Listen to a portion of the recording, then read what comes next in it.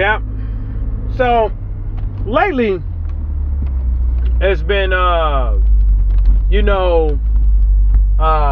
Hearn, Oscar De La Hoya over the last few days. But Edward Hearn, he's always with his buddy, his best friend, Whyte or whatever, or whatever you want to call it.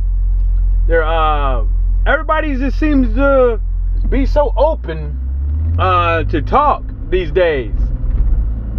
You got Edward Hearn out here still, campaigning Dillian Whyte's legitimate, the fucking word, in the WBC and in boxing in general, trying to convince the people that a good fight for Dillian Whyte right now is Andrew Ruiz versus Dillian Whyte, even though people have doubts whether or not, Andrew Ruiz would come in the fight even in shape. To me, that's is just a grab to try to get at somebody and keep that mando.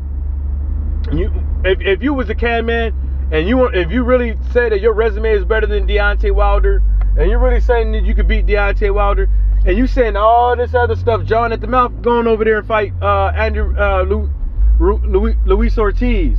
Go and fight him, because at least when you get in the ring with Luis Ortiz,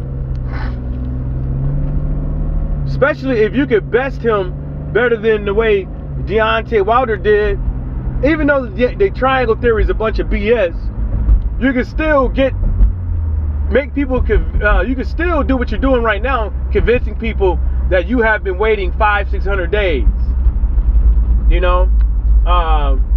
and you're going to continue to wait, because that's what you chose to do.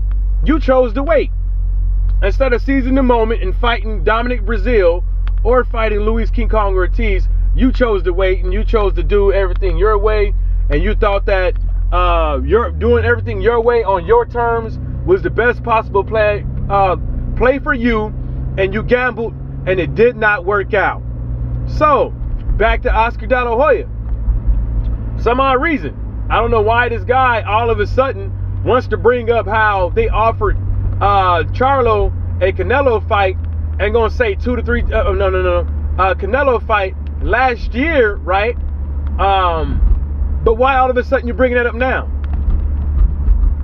If I'm not mistaken, there was a couple of hiccups with Canelo last year. If I'm not mistaken, how come you didn't bring that up last year?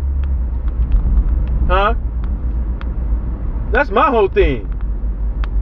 How come you didn't bring that up when the franchise shit came up? Oh, because you asked for franchise. That's right. You asked for the franchise tag. So why would you want to bring that up? So you bring it up now. Because the heat is on your ass. And Oscar's in there in the interview, and I noticed that he was like, "What's that about, Oscar? What's that about?" I was looking at his eyes and shit, and I'm like, "What's that about, Oscar? Huh? Still on that booger sugar boy?"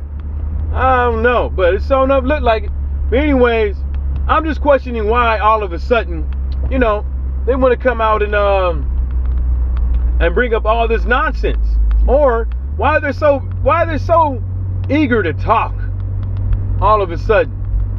If you want to be eager to talk about something, Edward Hearn and Dillian Whyte, let's talk about why you didn't fight Dominic Breazeale, right? Why didn't you fight Dominic Breazeale? When did you know that Dominic Breazeale was the mandatory? Did you know that fighting Dominic Breazeale would have made you the mandatory to the WBC title? How come you didn't fight Luis King Kong Ortiz after Wilder gave you their ultimatum? How come you didn't do that? How come you didn't try to negotiate or call Wilder's bluff on it? How come you didn't try to legitimately sit down with Wilder for the Dillian Whyte fight and come up with some type of terms? But instead, what they do is they get on social media and Sky Sports as well. They did an interview on Sky Sports.